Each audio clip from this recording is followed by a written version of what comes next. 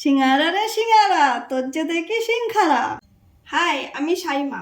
শীতের বিকেলে গরম গরম চায়ের সাথে ফুলকপি আর আলুর সিঙ্গারা নাম শুনলেই জিভে জল চলে আসে। তো আজ আমি ফুলকপি আলুর সিঙ্গারাটা তৈরি করছি, চলুন দেখে নিই। বানানোর জন্য আমি প্রথমে ময়দা মাখিয়ে নেবো। তার জন্য আমি ময়দা নিয়ে নিচ্ছি। আপনারা যতটা করবেন সেই পরিমাণ নেবেন। আমি ময়মের জন্য সাদা তেল দিয়ে নিচ্ছি। আমি একটু নুন দিয়ে নিচ্ছি। আমি এখন এগুলো খুব সুন্দরভাবে ময়ামটা দিয়ে নিচ্ছি। আমি এখন এটাতে জল দিয়ে মাখিয়ে নেব।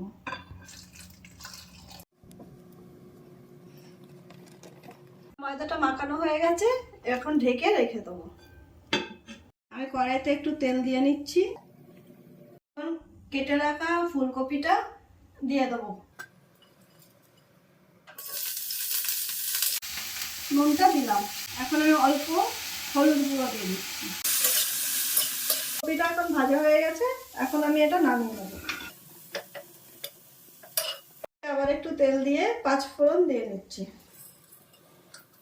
রাখা আলুটা দিয়ে দিচ্ছি। অল্প পরিমাণে নুন দিয়ে নিলাম, একটু হলুদ দিয়ে নিচ্ছি। করে রাখা কাঁচা লঙ্কা আর আদা দিয়ে দিচ্ছি।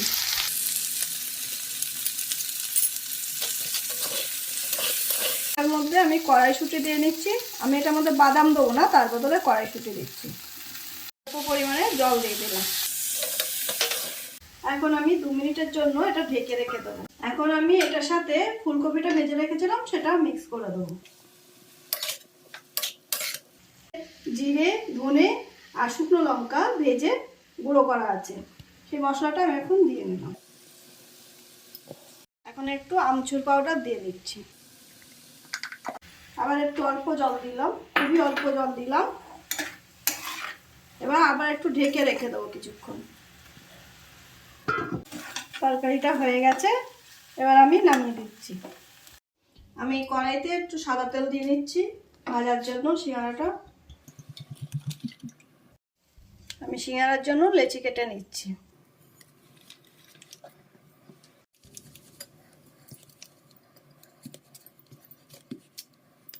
করে বেলে নিলাম।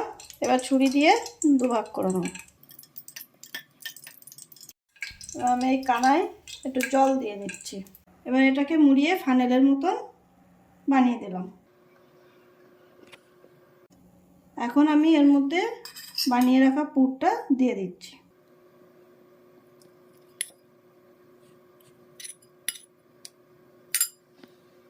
সাইডে আমি একটু জল দিয়ে দিচ্ছি।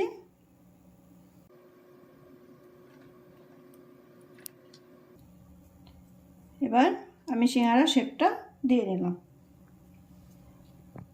তেলের মধ্যে দিয়ে দিচ্ছি।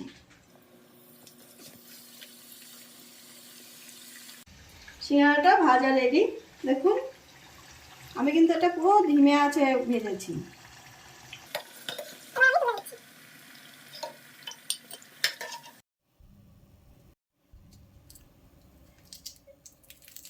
এই দেখুন, পুরো দোকানের মতন মুচমুচে ভাজা হয়েছে।